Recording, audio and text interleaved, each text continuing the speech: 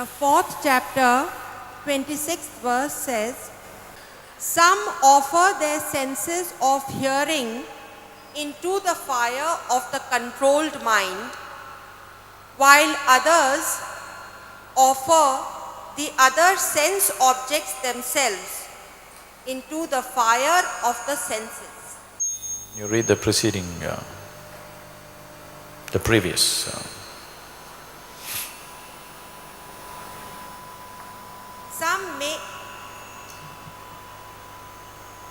Some make offerings to the gods, while still others offer themselves into the fire of the Brahma.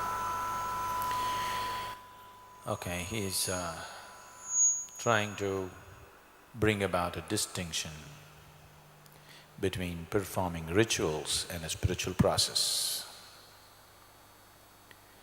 Now, some offer offerings to the fire, means the whole tradition, the Aryan tradition is ritualistic.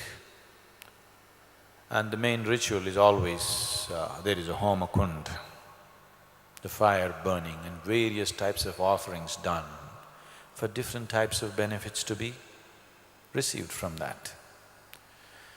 From offering just milk and ghee to gold and precious stones, to animal sacrifice, to human sacrifice, every kind of offering.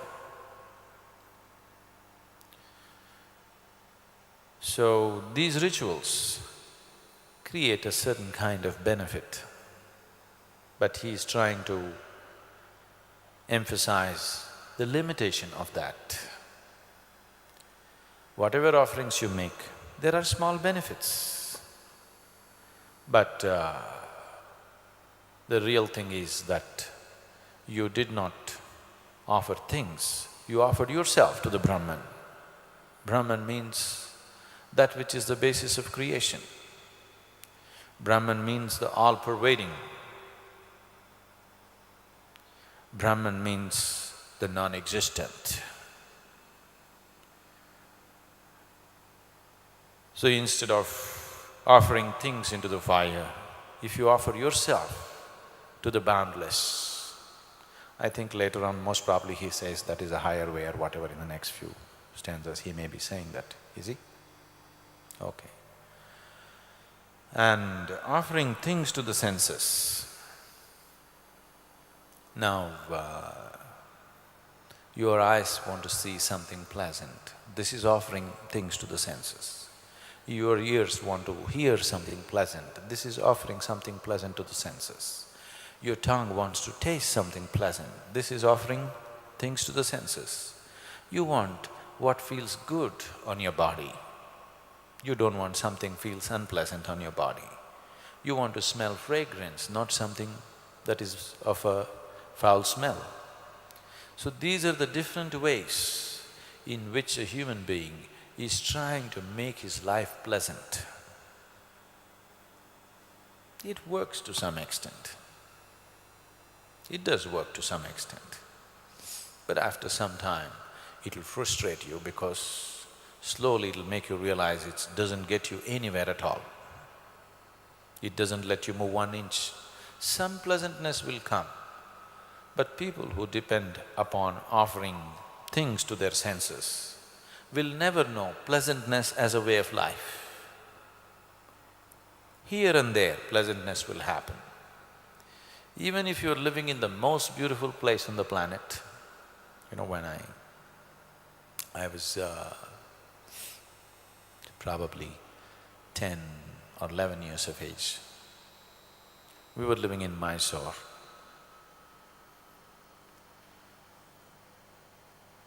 We have traveled, you know, my father was an officer in railways, so we traveled all over the country, but only where the railways are there, okay? Every year we had at least a month of travel with the family, but we always went only where the railway track goes. India has extensive railways, so we traveled almost everywhere. But Ooty, which is so close to Mysore, Ooty is just 85 kilometers from this side, about 130 kilometers from that side. Ooty that is so close, we never went because the train stops at Chamarajnagar, there's no track beyond that.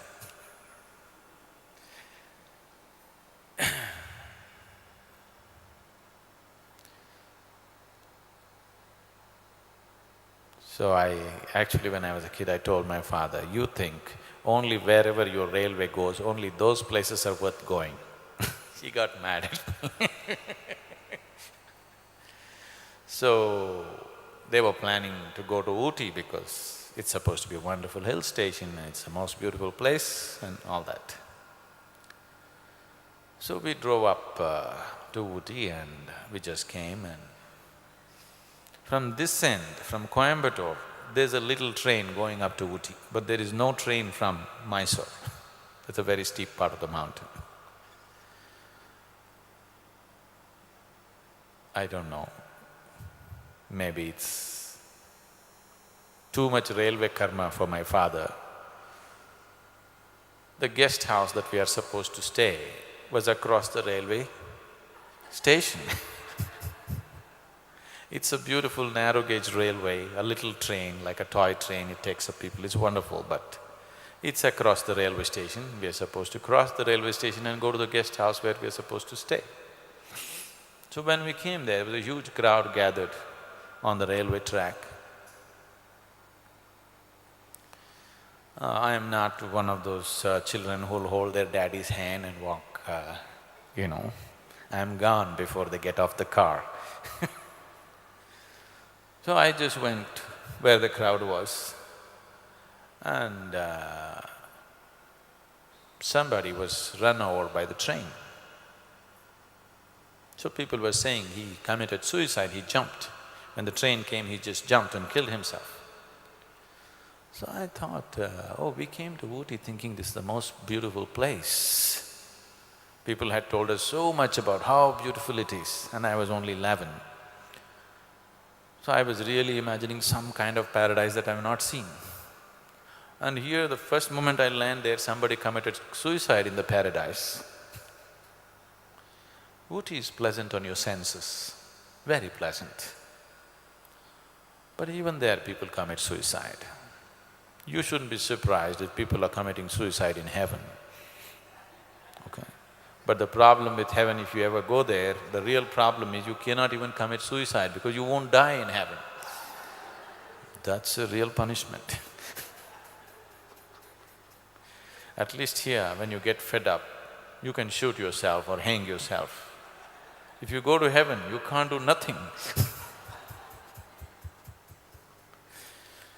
So, how much ever you feed your senses, life remains very limited and incomplete. It doesn't matter how you try to please your senses, you will remain dissatisfied and unfulfilled. But if you give yourself, if you burn the senses themselves through the fire of your mind, mind can be interpreted as awareness. If you burn the senses with your awareness, if you go beyond the senses, we've always been talking about this, right from the introductory day, we've been talking about going beyond the senses. Only when your experiences raises beyond the sense perception, then you're settled for good. What yoga is this that he's talking about? I'm blind with this book. What yoga is this? What chapter? 4th chapter, what's it named? Yeah, okay. So, Gyan has been interpreted as knowledge in English, which is a wrong interpretation. Knowledge is usually associated with the accumulation of information. They are not talking about knowledge in that sense, they're talking about knowledge in terms of clarity of vision or perception, knowing life. Probably we can differentiate in terminology in terms of knowing and knowledge. Language can only go that far. But definitely they're not talking about knowledge as going to school or university kind of knowledge. They're talking about awareness which burns up the senses. Taking into consideration the effects of the gunas and one's own karma, I created the four socio-religious divisions. And though I created this system, you should know that I am eternal and not responsible for its results. In one place he says that. In another place he says,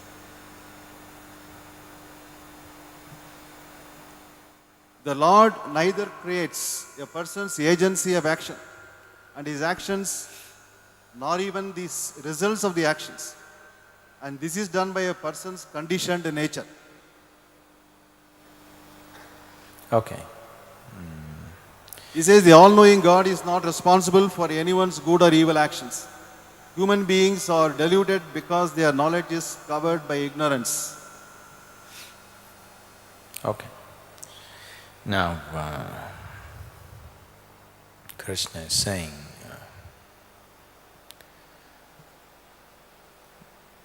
though in many ways I am the creator,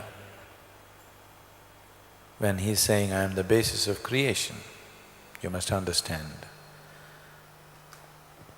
he is not talking about himself as a person. He is talking about himself as the essential core.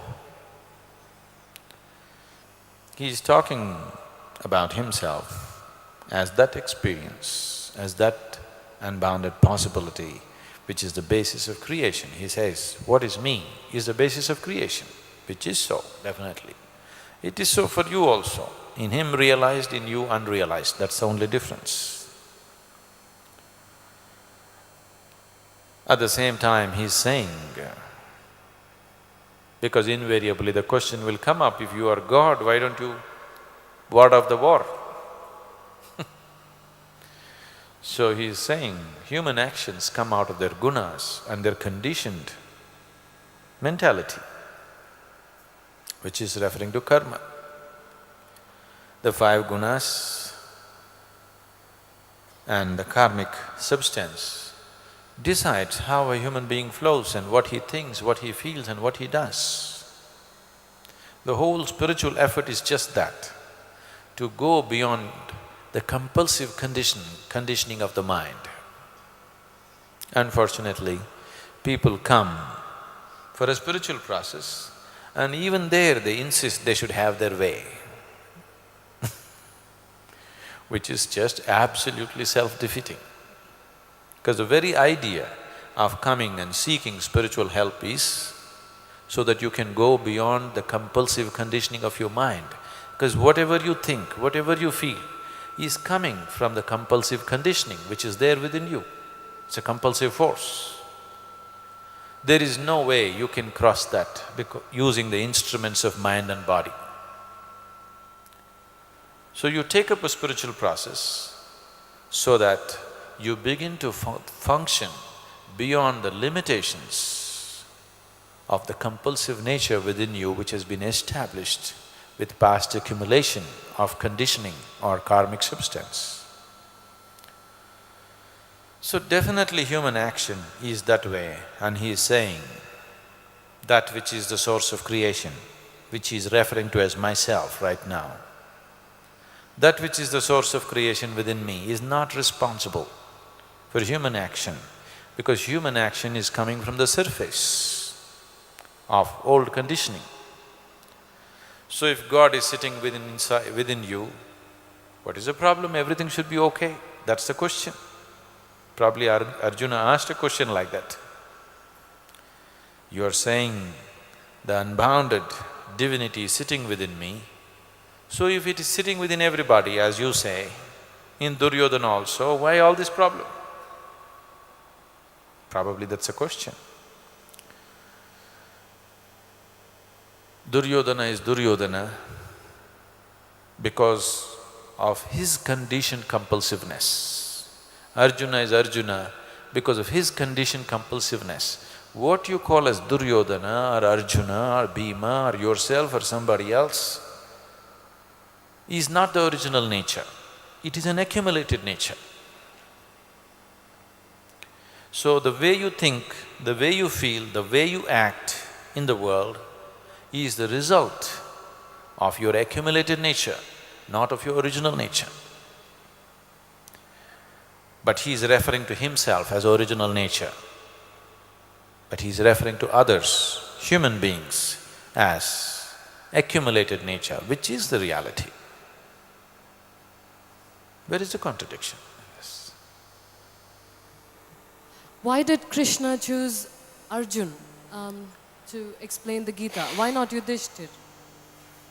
See, Krishna would have been willing, the kind of man that he is, he would have been willing to offer everything that he knows to anybody who came his way. That's been his way, wherever he went, whoever came without distinction, he just offered himself totally. But if you want to speak, it is contained in a small book here, but if you want to speak these 18 chapters, somebody should love you enough to have the necessary patience to listen, isn't it?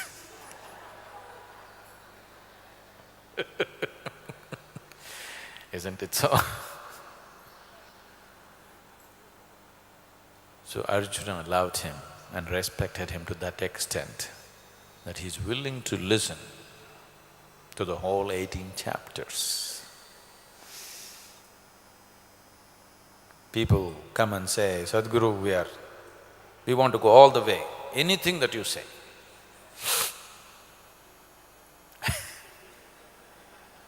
This anything that you say,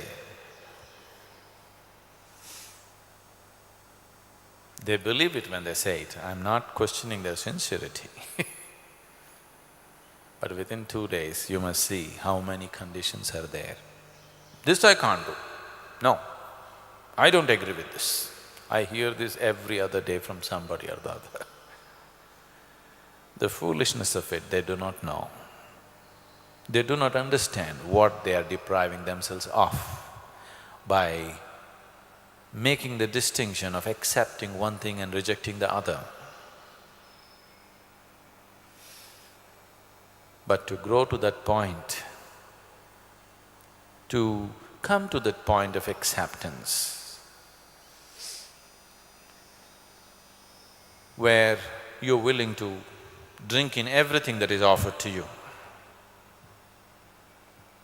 both the juice of life and the poison of life, you're willing to drink both as it is given to you by your master. Either it should happen because you have grown in your awareness and your wisdom, or if that doesn't happen to you, it should happen because of enormous love that you don't care. You just don't care what is the end result. Your love is such, you will simply drink it. Okay, if this is going to take me to hell, it's okay, let me go to hell. Either you must raise in your awareness, then you will anyway drink because you will see the value of what's being offered. If that doesn't happen, if you do not have the necessary discernment within you, then you must raise in your love at least. That's why I told you.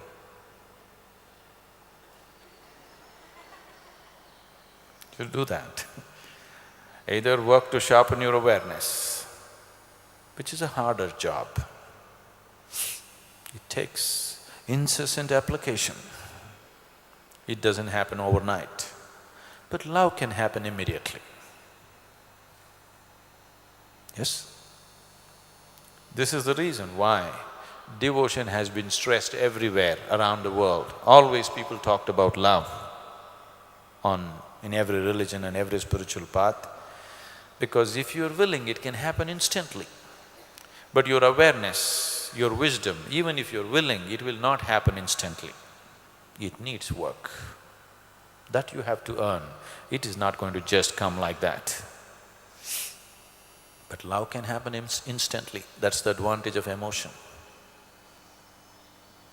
That's why Leela.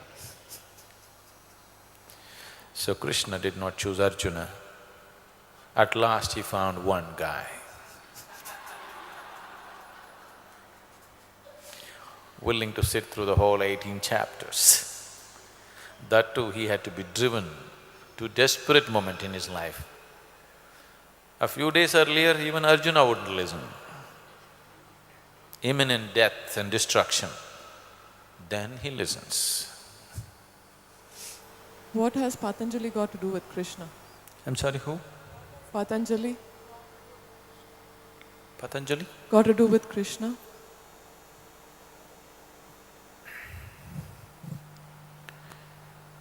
What's Patanjali got to do with Krishna?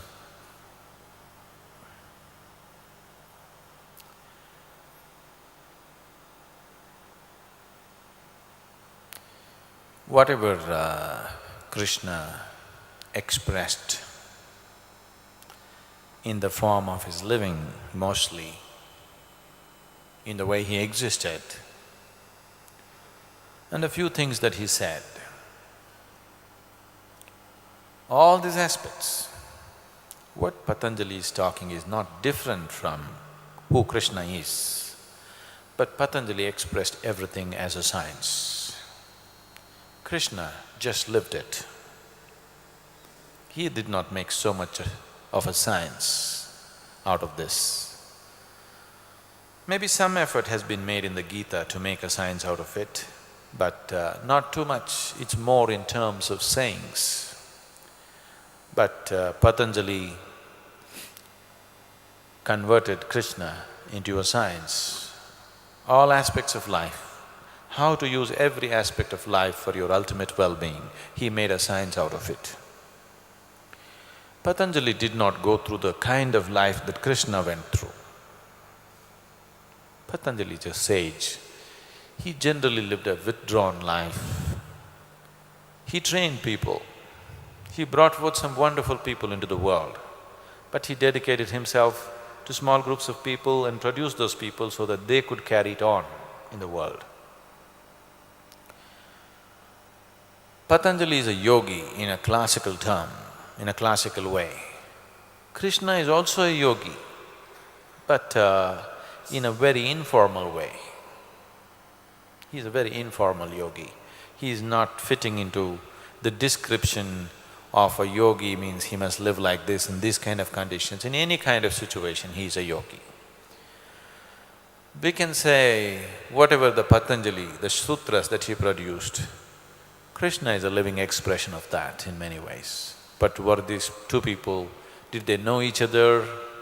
Not in that sense, no. You don't have to know them. If you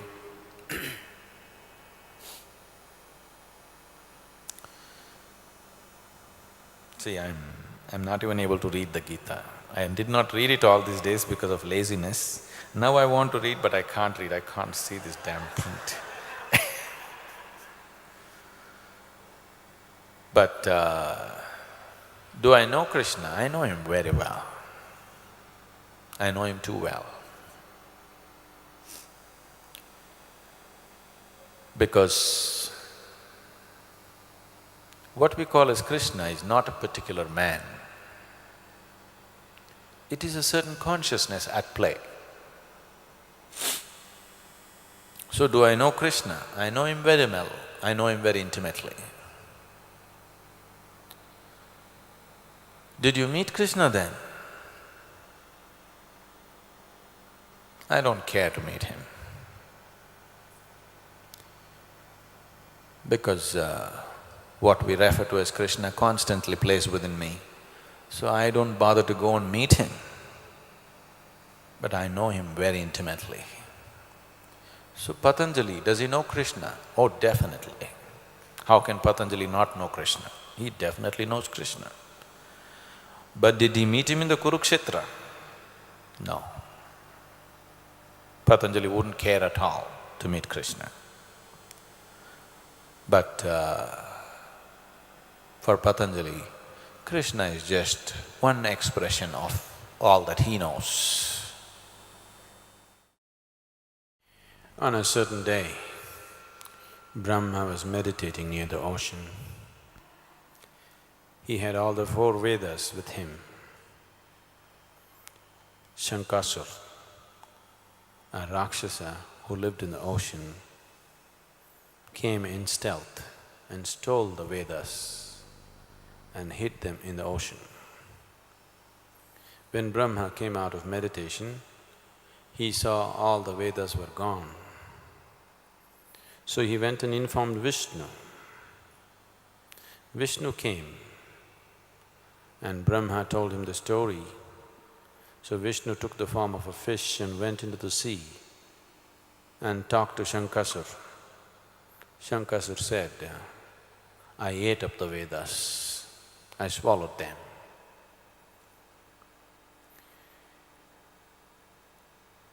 Vishnu said, whatever the cost, we need the Vedas, even if he has to tear his stomach open.